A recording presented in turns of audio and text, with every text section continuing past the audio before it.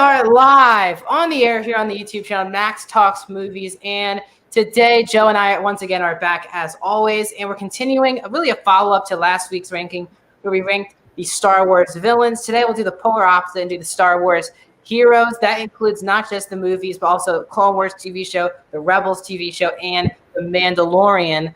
All will be a part of this list. So before we get started, please hit that like button. That's the best way to support the channel. Also, in the chat, let us know your favorite Star Wars heroes, your least favorite Star Wars heroes. Do you disagree, agree with our picks, and do all those things, and ask us questions in the chat. We'll answer them after we are done. So before we start, we do have 3 honorable mentions from Joe. Joe, give us a couple of your honorable mentions. All right. My first honorable mention is not a huge character, but one that I really wanted to throw in, mostly because it's one of my favorite moments in Clone Wars, or it's one of the most impactful moments in Clone Wars for me. That's 99.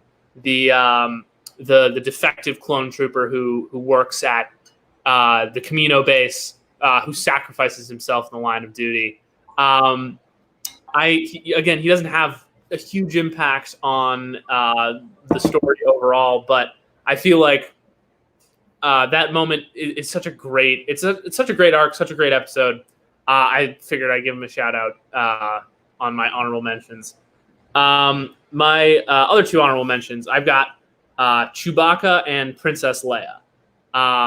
Two of the two big characters in the original trilogy. We're going so much further than the original trilogy, so not everyone could make my list.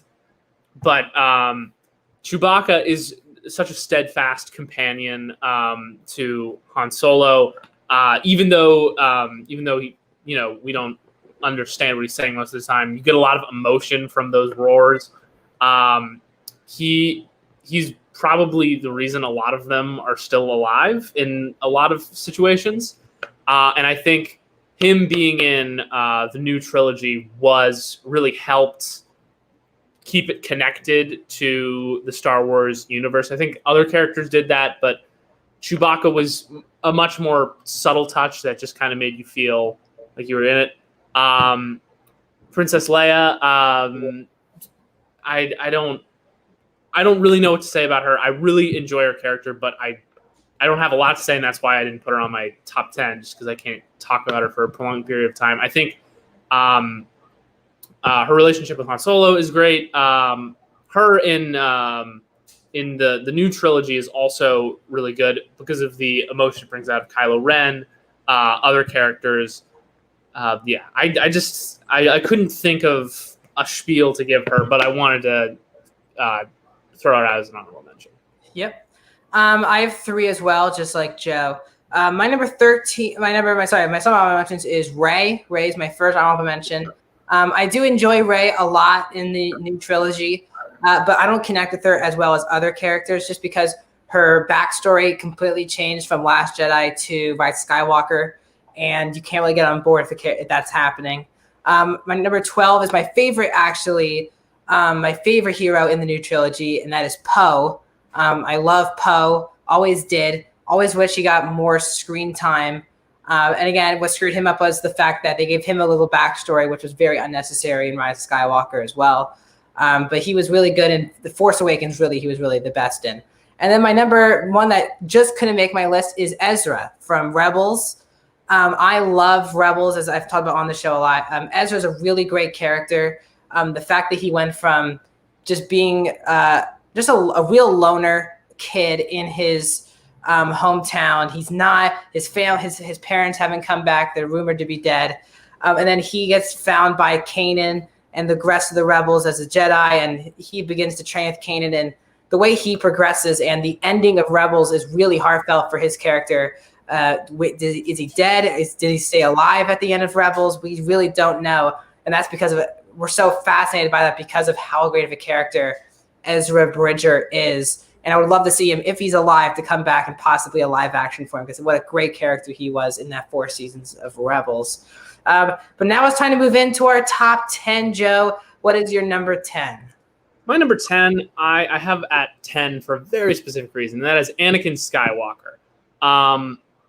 It's so weird to consider Anakin Skywalker one of the top 10 greatest Star Wars heroes of all time, when he is at the same time one of the greatest Star Wars villains of all time. And I feel like I wanted to mention him because I think his I'm not really going to talk about the prequels. I don't have a lot of love for his character in the prequels. I am very specifically talking about Clone Wars. I think he's one of the reasons that show works so well. I mean, he's in the majority of the arcs. He's one of the main characters. And I think the way he's depicted in the Clone Wars is such a better version of him than in the prequels. I think it balances his hot-headedness, but also his moral compass and his maturity. It balances those two things a lot better. Gives him a bit more of a sense of humor, which I think was missing from his character in Attack of the Clones and Revenge of the Sith. That those characters are either too dramatic sad, too dramatic angry. I think Clone Wars Anakin fits right in. I think his relationship with Ahsoka is fantastic. Yeah, I put him at 10 specifically because I like his character in Clone Wars, but he's also Darth Vader. And I don't think you can really have Darth Vader at any higher than 10 on your top 10 Star Wars heroes. Yeah, I mean, for me, he's not in my top 10, and the reason why is that I really can't stand his character in the prequels, really the first two movies, because he's really a good guy for maybe the first act of the third movie. So the first movies are terrible for Anakin. In the first movie, he's just a teenage. He's just not even a teenage kid. He's like a 10-year-old whining. And then in the second movie, he's really immature and he's even more whining. And he's like in his mid-20s. So I really struggle with this character. But again, Clone Wars, he's good, not great, but I still enjoy Anakin a lot. But just I can't put him as a hero, top 10 hero for me. I think this is my point is really, if I couldn't stand Anakin that much in the Clone Wars, I wouldn't have been able to get through the Clone Wars. He's so pervasive throughout that entire series, and I think it really works, especially as redemption for the prequels. Yeah. My number 10 is Qui-Gon from The Phantom Menace, and he has cameoed in I think 2 or 3 episodes of Clone Wars. He's a really fascinating character. Now, yes, in the movie it was Liam Neeson, and Liam Neeson's a terrific actor, but his character is really fascinating, and you always wonder if he would actually train. That's one of the biggest what ifs of all of Star Wars is what if Qui-Gon defeated Maul in Phantom Menace. And how would Anakin turn out if he was trained by Qui-Gon? It's a very fascinating question. That's the biggest what if, and it's the big reason why. Qui-Gon defies the Order a lot. Like, he's a Jedi Master, but he's not on the Council, which is what which is weird because Anakin isn't a Master in the third movie, but is on the Council. So it's so fascinating that how two are respected by the rest of their Jedi peers, and that's why Anakin starts to defy the Order, because as he sees Qui-Gon not really listen to Yoda or Windu. I mean, I don't blame him to Windu, but Yoda. But what a great, great character. Had some really good lightsaber battles. Obviously, was a part of Duel of the Fates, but also that mini one.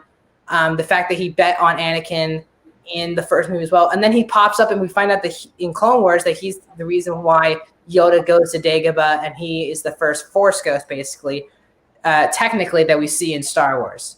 So it's really fascinating character. Liam Neeson does a great job with the character in the first movie. Obviously, he has to die in that movie because why would he? He's not in the original trilogy. But an interesting character and a good way to set up Anakin turning to the dark side in that first film. So he is my number 10. Joe, do you want to add on or go into your number 9? I gotta be honest, I didn't even think about Qui-Gon. I think he is a great character, and as I've said, my knowledge of the prequels is fuzzy. Other than the fact that I don't remember particularly liking them that much. I think Qui-Gon is a great character that they could have done more with and maybe they could do more with in the future. Flashbacks, different time periods, but I think his appearances are so limited that I didn't consider him for my top 10. Yeah, we could see him pop up as a Force ghost in the Obi-Wan show because, end of Revenge of the Sith says Yoda learned from Qui-Gon, how to do the Force ghost stuff, and Obi-Wan would practice, we could see him return there, honestly. He's a very important part of Obi-Wan's story, which should not be overlooked. Go right ahead to your 9. I will roll right into my 9. My number 9 is R2-D2. I Nice. believe the Star Wars character, the most quintessential Star Wars character. I think he shows up. I believe he's Solo. huh. Every movie but Solo. He's tied the record for most Star Wars movies to be appeared in. The only person, the only character who ties his record is C-3PO, who, spoiler alert, is not on my list. Wow. That's surprising. No, I'm surprised I'm saying they have R2-D2 over C-3PO. Absolutely. Yeah. R2 is awesome. He is my number 9 because you never really know what's going on in his head. I feel like there's certain times where he's used more for comic relief than as a serious character as part of it. But I think his role in so many movies is very important. And I mean, it's insane how a character can be so likable, charismatic, and they only speak in beeps. I'm trying to cite specific examples. I think the moment where he shoots out Luke's lightsaber in the opening scene of Return of the Jedi, that's fantastic. He's such a great helper character. He's not a main character by any regards, but he's a quintessential side character. I said quintessential twice in this description. Yeah. I don't know. I really enjoy him, and I think he brings people in to Star Wars. Yep. My number 9 is the complete opposite of Joe. I don't have R2-D2 on my list. My number 9 is C-3PO. Easily C-3PO is on my list. Easily one of my favorite characters. He really is the first. Him and R2-D2 are honestly the first half, the first really act of the movie. It's just them in New Hope. Like, that's how they kick off Star Wars, is 2 robots basically getting out of a ship, landing on Tatooine and all that type of stuff. Really fascinating stuff. C-3PO makes me laugh every time he pops up on screen. A really funny character. He was very underused in the prequels, which is what R2 got a lot more screen time than him in the prequels, obviously because he was stuck on Anakin's parents' farm.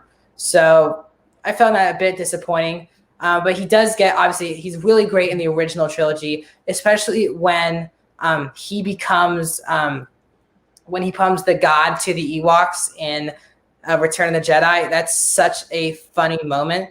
And it's a really, really funny moment. And he's just such a great character in general. He doesn't really get, again, enough screen time in the new trilogy. I actually liked what they did with him in Rise of Skywalker. I thought he was really well used in Rise of Skywalker. But again, he also pops up in, Clone Wars and Rebels, but he's a really great character. I do prefer him heavily over R2 just because I think he's just a funnier character. You want to go to your number 8? Sure. My number 8 is Luke Skywalker. I mean, I love Star Wars. The original trilogy, that's what brought me into Star Wars. Luke Skywalker is the main character of the original trilogy. And I think he's much higher on other people's lists. But for me, I think Luke Skywalker is your introduction to Star Wars. But it is his story is simpler than a lot of other characters, and that does make it good. The hero's journey structure of storytelling is what Luke's story is all about. The call to action, leaving home, returning to a point of calm, but changed. I think Luke embodies all of that. I think he's also throughout the 3 movies, he really demonstrates this ability to learn. He in certain other relationships you don't necessarily see. You see a character being bad at something and then time passes and they're good. I think Luke as a character, you see him improve, you see him evolve because in A New Hope, he doesn't even know how to fight with a lightsaber. He's just learning to understand the Force. And then in The Empire Strikes Back, after a little time, you see that now he has a bit better of an understanding of his abilities, but it's still very rudimentary. And then he trains with Yoda, and his abilities get better, but he's still rash, and he still doesn't listen to Yoda. And then in The Return of the Jedi, then you get his full power. Also, in addition, I just love Mark Hamill. He's great. Yeah. So many other roles. I don't have a problem with Last Jedi to the degree that a lot of other people do. I think Mark Hamill is a great part of that. I think the jaded Luke Skywalker maybe doesn't fall as in line with what we saw in the original trilogy, but I think he's hilarious in that movie. And the scene where he's fighting Kylo Ren, but by just not being there, is absolutely badass. So he had to make my list. I connect to certain other characters more, so he's my number 8. Yeah, no, Luke's a really, really good character. My number 8 is Lando. Lando Calrissian, original trilogy, and I will also count, obviously, Solo and Rise of Skywalker. Really, really great. Billy D. Williams is so good, and Donald Glover, really. They're both equally good, in my opinion, as Lando. First, Billy D., what a great performance. Easily the best Lando we've gotten was in Empire Strikes Back. The fact that he seems like a good guy, seems like he was a friend of Han, and then he realized he's working for Vader, and then he realizes something's really wrong with what the Empire is doing with Han and just setting up everything, and then he turns, and then him disguising himself as a soldier in Jabba's palace was also really fun to see. Then he takes over the Falcon in Return of the Jedi. That was really fun. Just a funny character. Him and Han have just great banter with each other. Again, doesn't really pop up again so go back to Solo. Donald Glover does a fantastic job with the character in Solo. Just as witty, just as funny as ever. Really entertaining character. Now we understand how Han gets the Falcon. I thought he was just wasted in Rise of Skywalker. Like, he popped in and out, but he wasn't there. He wasn't that out of a necessity, in my opinion. So didn't seem like they needed him to be in the movie, but he was there. Good to see Billy D come back to the role, and I am a big fan of Lando Calrissian. Let's move into your number. We're at 7 now. My number 7 is Han Solo. Han Solo is one of the greatest characters to come out of the original trilogy. Yes. He's snarky, but he's a little bit morally dubious, but in the end, he's got a good heart. I don't know why I'm describing him like this. I really enjoy Han Solo and all of his appearances. I will say, I think there is something to be said about Harrison Ford just not wanting to play Han Solo that does kind of drive him back a little bit on my list, which is just that sometimes the energy isn't always there. But in The Force Awakens, when he does die, I think that scene is what made me so happy that Episode 7 came out, made me so excited for the rest of the trilogy, which I was then disappointed by. His relationship with Kylo Ren is fantastic. There's so many levels to that scene that I don't think I can get into right now, just because I haven't seen the movie in a while, but I remember it being one of the most shocking moments. Just to discuss other things, his roles in all of the other movies, he's definitely a comedic presence.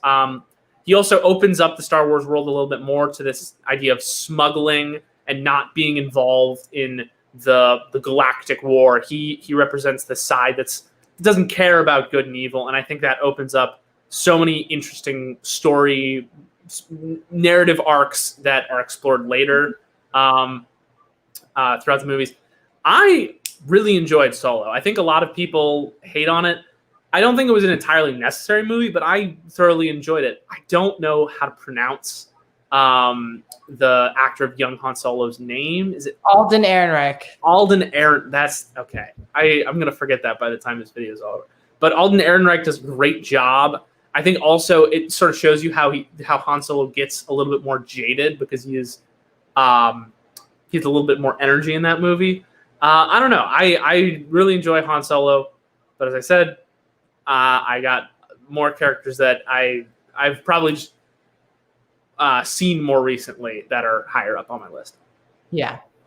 Great point about Solo as well, which I'll bring up later as well. My number 7 is Ahsoka. Ahsoka Tano, a character who we all hated after seeing her in the Clone Wars movie. You're like, what? Huh? We don't talk about that movie. That movie is. But we have to for this list.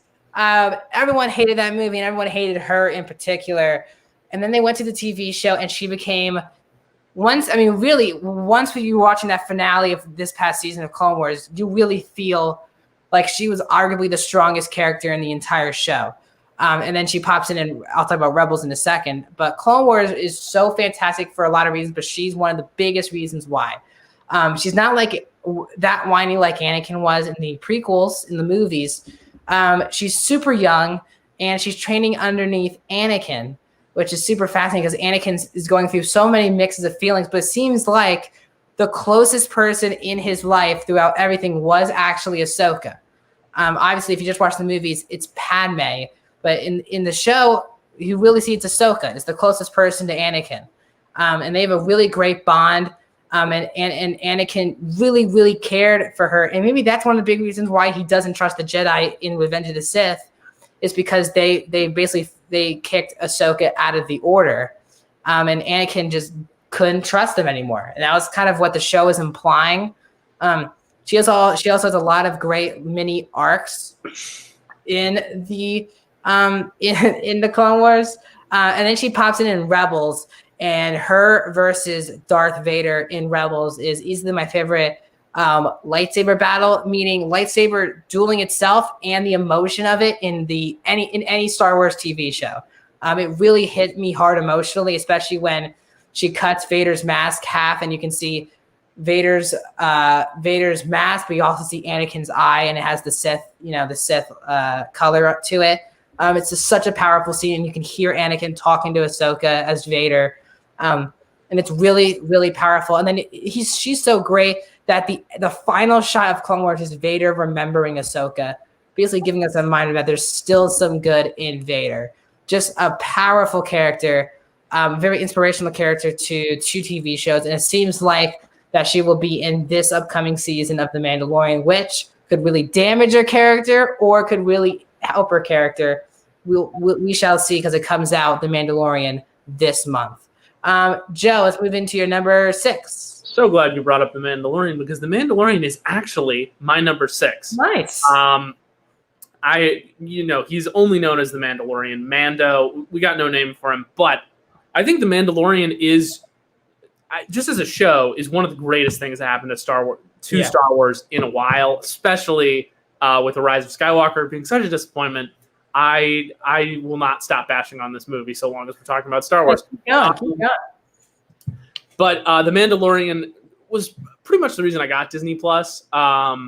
It did not disappoint. I'm super psyched for season 2, and it tells a very simple story. It's just this lone wolf, the Mandalorian, protecting the child, or as many people know him, Baby Yoda,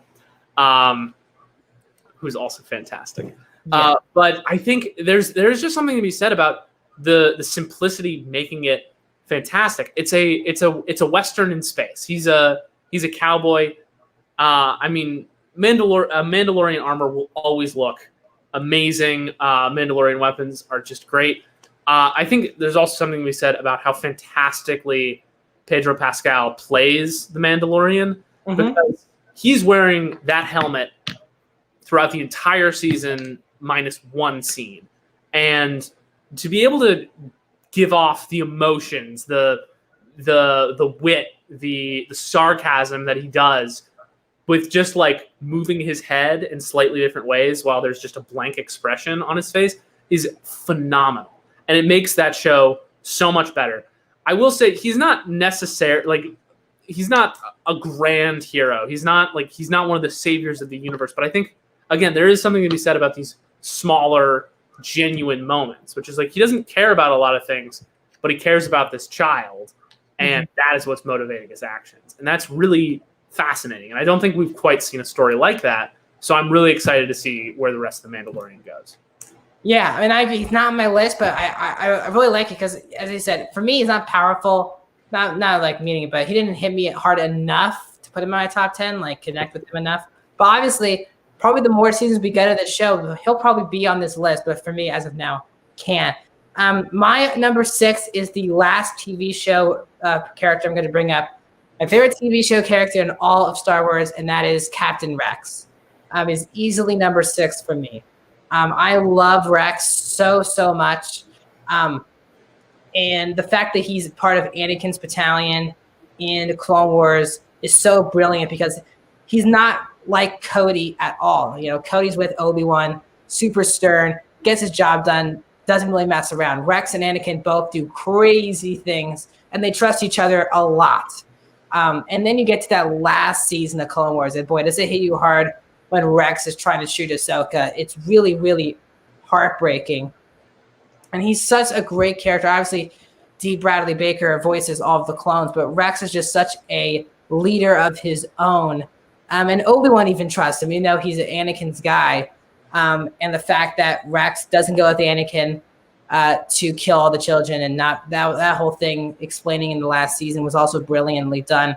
Pops in Rebels, also really cool to see him in Rebels, which sets him up in being in Return of the Jedi as that gray bearded guy. But he's just such a fun character. You're really emotional for him. He cares about all of his clones, and he really cares about just getting his job done in the best way possible. Great character. His relationship with Echo is really brought up in that last season as well. What a really fun character. He's easily my favorite part of Clone Wars and just TV shows in general. Before we go to the top 5, do you want to add on? Or you want us to go in the top 5, Jeff? You can go right into the top 5. Wait. Before you hit your number 5, we're about the halfway mark, guys, not just of our list, but of the show. So before we continue, you guys got to put in some questions in the chat. Let us know your favorite Star Wars heroes, TV show, whatever you want to do, because we need to talk about to you guys once we are done this list, because we're going to have plenty of time to answer all of your questions and talk to you guys in the chat. So please do that right now, heading into our final 5 favorite heroes. Joe, talk about your number 5. My number 5 is the one and only Master Yoda.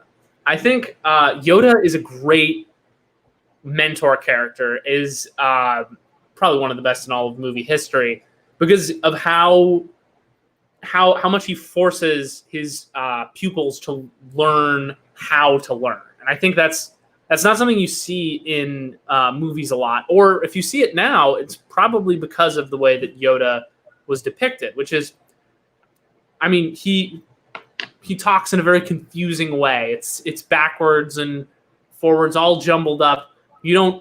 It takes a little deciphering. But also in that, it's showing all of his pupils how they need to proceed. He's not telling them what to do. He's telling them what they need to figure out in order to do the things that they want to do. I think I personally have a little bit of a problem with the Jedi Order overall, because I think there are, if you look at it objectively, the Jedi Order has a lot of contradictions in it. Yeah. They're a peacekeeping force, but they're also generals in a war. And I think these issues get brought up throughout the Clone Wars series. There are characters who definitely question this in the universe, which is why I feel comfortable talking about it like this. I think Yoda is a great Jedi because he embodies what the Jedi should theoretically be. He is the ideal Jedi, someone who is trying to make the world better, but not through mindless violence. His connection to the Force is truly inspiring. I'm getting very distracted by the chat right now. You see, I did not forget about Colonel Myber Gaskoff. I thought about him and purposely left him off because he's one of the most annoying characters in the Clone Wars. Yeah. All right, you can take that down now. Yeah, I'm literally about to. Let's do that. Are you good with? I did consider putting Clone Commando Gregor on my list because I think he's a fantastic character, but he was not in my top 10. So I assume that means you have Rex on your top 5? Is that what I can assume? What? No. What? Okay, back to Yoda. Oh man, where was I? I think he's a great character. The pilot of the Clone Wars being with Yoda and a bunch of clones, I think that episode is very powerful in establishing how the Clone Wars is going to proceed. I think it's the season premiere. There's some weird ordering things. Yeah, it's weird. Anyway, yeah, Yoda is my number 5. Yeah. My number 5 is Luke. Now, a lot of people think Luke Skywalker is their number 1, and I can kind of see that. I don't feel I think I'm not going to spoil my rest of my list, but he's not one of my favorite characters in the original trilogy. I think he's a really good character. I think he's the strongest in, obviously the original trilogy. He's really, really good. In New Hope, he's this boy who believes his father died, thought he was nowhere near touching a lightsaber. Obi-Wan comes along, throws him into this, and he's the one who blows up the Death Star in the 4th movie. Then you move into 5. I mean, the I Am the Father is really, really great. Luke has great chemistry. Mark Hamill has great chemistry with both Harrison Ford and Carrie Fisher. And Return of the Jedi, he's a badass in my opinion. In Return of the Jedi, his black suit, the green lightsaber, it's really, really cool. And as I said, I think he's kind of weak in Last Jedi. I don't really like his death at all. I'm completely against the way he died in Last Jedi, just for a lot of reasons. I don't think that him using too much energy should be the reason why he's dead. I thought the reveal of him not being there was cool, but him dying because of that, I thought was terrible in my opinion. But I thought he was good in the movie until that point, honestly. Like, I like Luke in Last Jedi until he dies. I think that was a terrible death. His chemistry with Rey is also really, really good. And you get why he doesn't want to train any more Jedi. He feels like it's his fault why Kylo Ren is out there being a villain, not being Ben Solo. He's got a lot of faults. And Luke trying to train Jedi, and he's not Obi-Wan. And he knows that, which I really like about the character. But again, I wasn't really emotional for his death because I didn't really like the death. But a lot of people could be doing stuff at me in the comment section, and that's perfectly okay. Luke's not in my top 5. I still love his character to death, really the most in Return of the Jedi. But Empire also, him on Hoth is also great. There's so much great Luke stuff in there. Dagobah with Yoda, as Joe brought up earlier with Yoda. What a great character Luke is, and he does make it into my top 5. Your number 4, Joe. My number 4 is it's kind of complicated why he is so high up on my list. My number 4 is CT. I can't do it. It's Fives. It's Fives. I think Fives is. I'm kind of the opposite of Max right now, which I'm going to talk a lot about the TV show in my my higher picks. Fives is one of the greatest things that the Clone Wars did right, and he embodies one of the greatest things that the Clone Wars did right, which was giving the clones personalities, making them not this faceless, nameless CGI army, but giving them personalities and actually making you feel the weight of the war. Because Fives, throughout all of his appearances, is someone who loses so much. The episode Shinies with all of Domino Squad being taken out by the assassin droids. When I first watched it, I didn't totally get it. But then when I watched the Domino Squad origin episode, it made it so much better for me because you learn to care about these characters and then they're gone. And there's nothing that's sort of that's the consequence of war. And Fives throughout is he loses a lot of people on his squad. Then he loses Echo in a different mission. Fives is also one of the key players on the Battle for Umbara. Arguably my favorite Star Wars: The Clone Wars arc, which is the one with Pong Krell and the clones firing at each other. It's altogether fantastic. There's so much emotion in Five's character, and I think it really does embody all of the clones being these distinct people and the consequence of them dying. Five's death in season 6 is I could not, like, as soon as I watched that, I was like, I can't keep watching season 6. It was really hard for me, especially because he was so close to cracking it. And that's part of the reason Clone Wars is fantastic, but also so hard to watch, because like, if this one thing happened, maybe it would be different. Maybe this genocide of the Jedi wouldn't happen. It was like the Emperor was one step ahead, and Five's going down like that is heartbreaking. Yeah.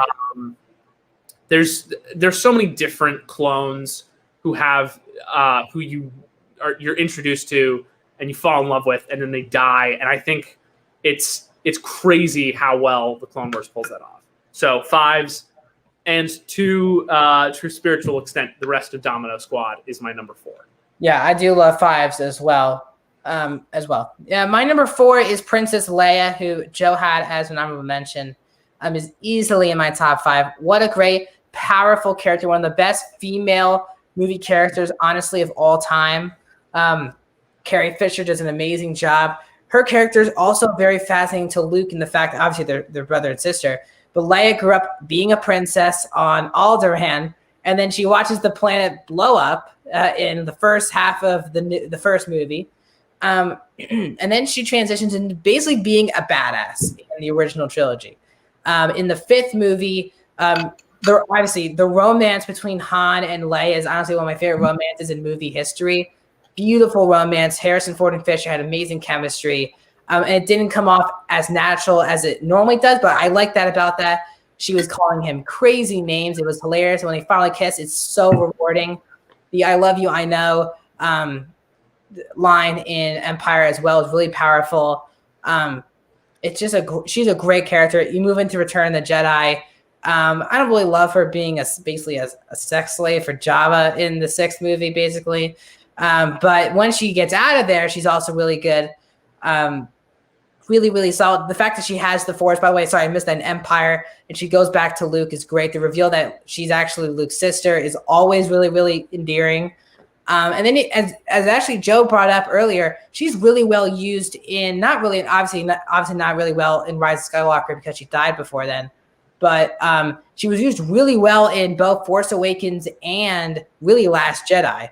Last Jedi, she's used really, really well. Her dynamic, by the way, with Poe is very underrated.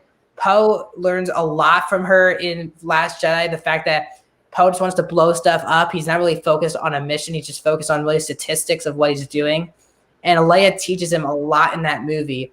Obviously, would have loved to have her still be here, Carrie Fisher, and for her to do Rise of Skywalker, because it was just old footage that I thought it was rushed. But what a great character. One of the most powerful characters in movie history. And I think Carrie Fisher is an amazing actress for playing Princess Leia. Let's move into our top 3. Joe, what's your number 3? My number 3 is sort of a 1-2 punch with my number 4. My number 3 is Captain Rex. There we go. Nice. You mentioned Captain Rex earlier, and I think he's such a great character. His relationship with Anakin is fantastic. I think it kind of they work together so well, which is that they're not totally by the book, and that's what makes them that's what makes Anakin less appealing to be part of the Jedi Council to a lot of the other Jedi Masters, but also what makes Anakin a great fighter, a great general in the war. And Rex is right there with him. He's loyal to a fault. I will say I did not watch a lot of Rebels, but him showing up in Rebels, I really loved it. I think that's one of those moments of fan service where I could really get behind it.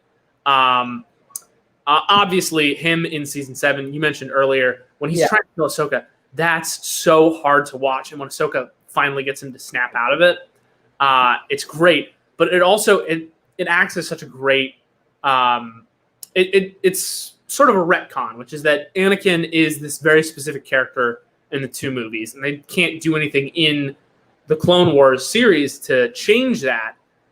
And then they introduced these 2 characters, Captain Rex, Ahsoka Tano, who are both very key parts of Anakin's key relationships to Anakin, and they sort of keep him grounded. And then in the moment when he's having the most crisis, they are both completely removed from him on a totally different mission. And I think it improves the legacy of Revenge, like the prequels, a little bit more. Again, I don't love the prequels, but I think thinking about the Clone Wars in conjunction with them is really great. I'm trying to think of any other specific references for Captain Rex, but I think the reason I have him on the list for similar reason to 5s, but I'm higher than 5s because he is one character that you get to care about who doesn't die, who you get to see him in all of these perilous situations, and you also get to see him in reaction to everyone else's deaths. He takes it hard.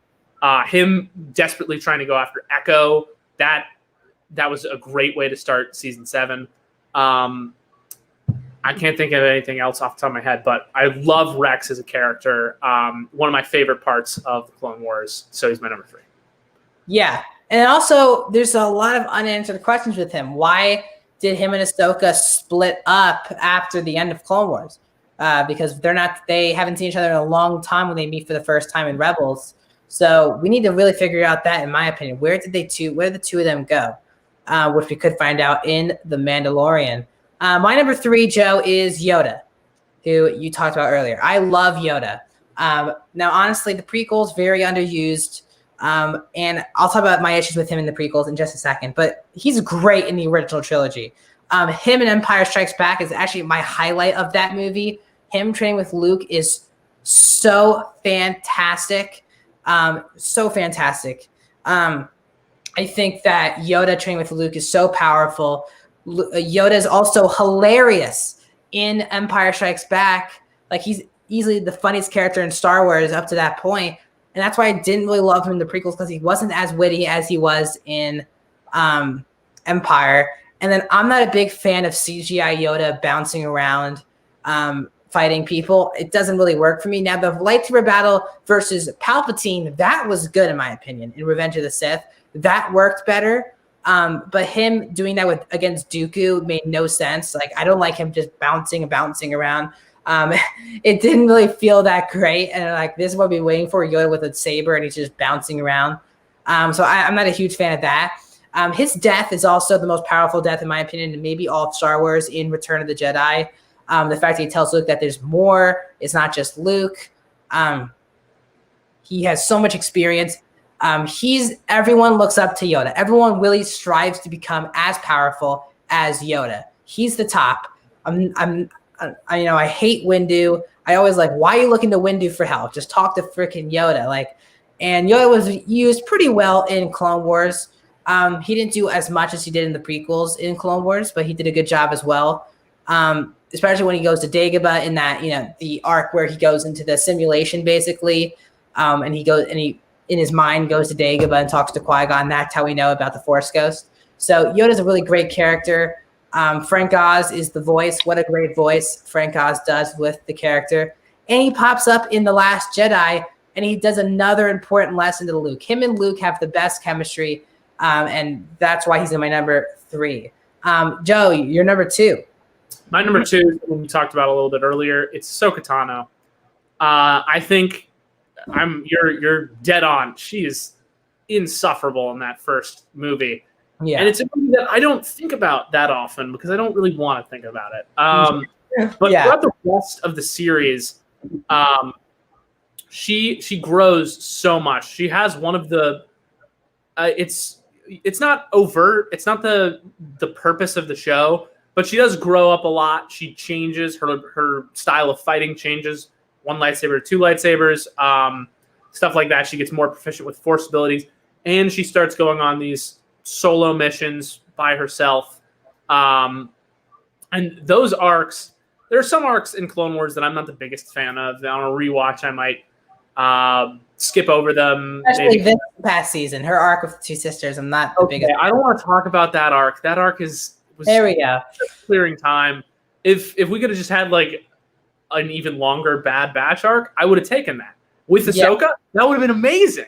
But no. But yeah, I think that description of what she was doing in her time away from the Jedi Council or the Jedi Order, I think what we should have seen was her and Bo-Katan tracking down Maul. There are so many missed opportunities there, but I think the eventual culmination of it was worth it. Like I said, with Rex, it's the same thing with Ahsoka. Having such an important part of Anakin's life being removed from everything while he's going through all of this is a pretty good description for why he would fall into this way. But also Ahsoka leaving the Jedi Order. I think that I didn't like that the Clone Wars was canceled because it was a great show, but I think that really works as a series finale. And obviously they made more, and it's the end of season 7 really helps satisfy that need for more Clone Wars.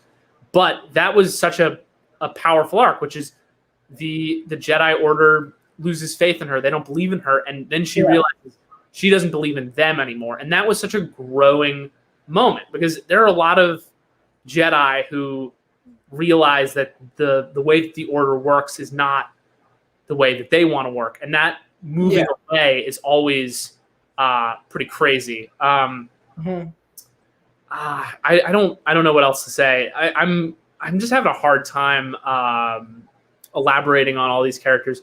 But Ahsoka Tano throughout is fantastic. Her relationship with Anakin makes Anakin's character greater and is probably the only reason why Anakin makes my top 10 because of their dynamic, their teacher-student dynamic while also still being equals and friends. Also, I saw her in Rebels. Her showing up in Rebels was a great reveal, especially because you knew that she was still out and about after the end of Clone Wars. And like, what happened? Why does she no longer have an impact on what's going on? Yeah. She does. All right, Max, you're number 2? Han Solo is the number 2. Right. Easily the best character for me in the original trilogy. What a great Harrison Ford is the best actor in that trilogy. And you can see it in those films. He's so brilliant. His one-liners, his quips, all of his timing is perfect. And he has really amazing chemistry with different dynamics. Him and Leia go through a lot in the first movie, they're on and off. He's like, wow, a princess isn't really thankful for him saving her. Then they become, their romance. And then you go and they said the most powerful death, in my opinion, other than Yoda in Return of the Jedi, is him in Force Awakens. His own son killing him was really powerful, and it shocked everyone in the theater. No one thought that would happen. And that leads me to other problems with Kylo. But dude, Harrison's Han, and I'll talk about Solo briefly. I think Solo's a fine movie. It's a harmless movie. Did it need to happen? No. And for us Star Wars fans who already knew he made the Kessel Run in that many parsecs, we didn't need to see a whole third act about him doing it. For casual fans, I understand, but for us, I think Joe and I are pretty diehard Star Wars fans. We already knew everything that was going to happen in that movie, pretty much. We didn't really need to see it. Honestly. Sorry. Let's also be honest. The reason that they included that is so that they could fix the error, which is that parsecs are a measurement of distance, and they really didn't want to go back on the parsecs thing. So they were like, okay, well, he actually made this run that's supposed to be 13 parsecs and less than 12 parsecs. And it makes sense because it's a measurement of distance. Yeah. But yeah, his character's really, really, like I said, great romance. Him and Luke also have a really fascinating relationship. He seems very jealous of Luke of in the original trilogy, the fact that he's always with Leia. But once he realizes that Luke and Leia are brother and sister, or siblings, Han really opens up to both characters a lot more. In Return of the Jedi, especially. Him and Jabba are really funny when they're seen talking. Him and Lando, I said, a great chemistry. Just Han nails it on all levels. I think he's fine. He's not really the best in his own movie, In I think Alden Ehrenreich is fine. I'm really thinking of Harrison Ford as Han Solo. So that's why he's in my number 2. Now, before we get to our number 1, I believe we have the same number 1. I would be surprised if we don't. Because if you don't have this person as your number 1, I don't know why he's not in your top 10. It's Obi-Wan, right, Joe? Yes. Okay. So Obi-Wan for me, I'll go first actually. Obi-Wan by far is my favorite Star Wars character by far. I love Obi-Wan. Now, first of all, I prefer Ewan McGregor. Ewan McGregor for me is my favorite Star Wars performance we've ever gotten before. I'm a huge fan of Ewan McGregor in the prequels. The prequels aren't his fault whatsoever. Obi-Wan is always a bright spot in each of those 3 movies. Completely, in my opinion, wasted in the first in Phantom Menace. And then he gets better in Attack of Clones and is awesome in Revenge of the Sith. And I just relate a lot to him. If I would be a Jedi, I feel like I would be Obi-Wan. And especially in the original trilogy, Clone Wars, he's really good in Clone Wars as well. We find out that he actually had a relationship, and that even strikes a chord more with Anakin, that Anakin feels also, forgotten about by Obi-Wan too in the prequels, because Anakin knows that Obi-Wan had a relationship with Satine, which was really, really fascinating that the Clone Wars show dove into. And as well, you continue to move forward. The original trilogy, he's really, really good in that first movie as the teacher to Luke. And Luke needs Obi-Wan in each movie in his head. And I'm really pumped for an Obi-Wan show because I love Ewan McGregor, and Obi-Wan's my favorite character. I'm so fascinated to see what they do with this character in a possible 8-episode TV show. So Obi-Wan for me is easily number 1. Yeah, I feel like Obi-Wan is sometimes I can't explain it, but Obi-Wan is definitely my favorite character. I think as a Jedi, he's like I said, he's one of the Jedi who sort of sees the problems, the contradictions in the Jedi Order. He had a relationship, which is it drives me crazy that it's like, oh well, like the only way that you can be a protector of the universe is if you don't love anyone or anything, and that's pretty weird. And I think Obi-Wan having that relationship makes him a little bit more of a relatable character to other people, which is he's not emotionless. He is one of the most emotionally tied characters. Yeah. I'll talk a little bit more about him in the Clone Wars because he's I think the Clone Wars really elaborates on his relationship with Anakin, which is something that is very missing. Correct. In the prequels. I think it's in the prequels.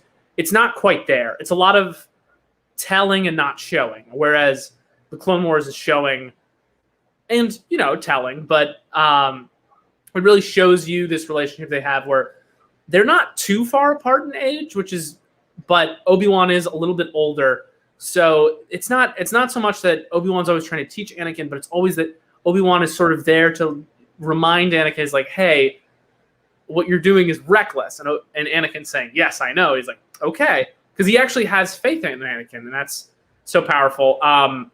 I talked a lot about Darth Maul last time. That arc in Clone Wars is so fantastic. The truly how much Maul despises Obi-Wan and wants to ruin his life, and how he goes about doing it, showing that Obi-Wan has all of these vulnerabilities, these connections. Him in the original trilogy, I think he's the first Jedi you ever see. He's what introduces you to the idea of laser swords and this old order of monks with telekinesis. It's crazy, and he just introduces it in this perfect way. It's not boring exposition. He really does a great job of it. Is there anything I'm missing? I can talk more about it if you want. Yeah, go for it. And also, like, his character goes through a lot. His master dies in Phantom Menace, which really hits him hard because he doesn't believe that he's even ready to start training another person who supposedly is the chosen one. And then, as you said, like even in Rebels too, seeing old him versus Maul again was also really, really well done. But his character is easily the nicest Star Wars character. Honestly, him and Yoda are pretty much up there because Obi-Wan knows that he needs to be on the Jedi Council in order, but he also knows the flaws within it because he has his own personal feelings, but he has also realistic ideals because of what he learned from Qui-Gon. So, and as you said, the prequels, he doesn't really feel like brothers with Anakin as much as they think he is in the prequels. Clone Wars does that better, But again, his lightsaber battle is really powerful with Anakin in Revenge of the Sith. And going back to that point of saying they're not really great in the prequels, Anakin and Obi-Wan are really barely on screen together in the first two movies. The first movie, they're barely together. The second movie, they're in the first act. And then once Anakin splits up with Padme and Obi-Wan has his arc with Jango, they're not together until the last couple of scenes of the movie. So Obi-Wan, though, is just such a brilliant character. Alec Guinness deserves its Oscar nomination in that first movie. Ewan McGregor is really, really good. James Arnold Taylor is also does a good job voicing him in the TV show, because he feels like a general in the TV show, honestly. Him and Cody also have a really good relationship. And I'm really fascinated to see what show, the shows that take place in between Revenge of the Sith and New Hope. How much, will we see him fight Vader again? And also him and Ahsoka have an interesting relationship as well, because Ahsoka doesn't know enough about Anakin, and Anakin doesn't really love talking about his personal stuff, and Obi-Wan does. And the fact that Obi-Wan knew that Anakin was with Padme in that last season of Clone Wars was awesome. A great reveal. Obi-Wan has a very underrated sense of humor throughout all of the Clone Wars. I think it's just kind of this sass, this sarcasm. He's always there to comment on the opposing general, their grandstandingness. Also, he is so much. There's so many what ifs you could do with Obi-Wan. Like if Obi-Wan had done this maybe in a different way, if he had talked to Anakin this way instead of that way, maybe things would have been different. Yeah. And I think that is something that's really fun as a Star Wars fan, which is thinking like, what if?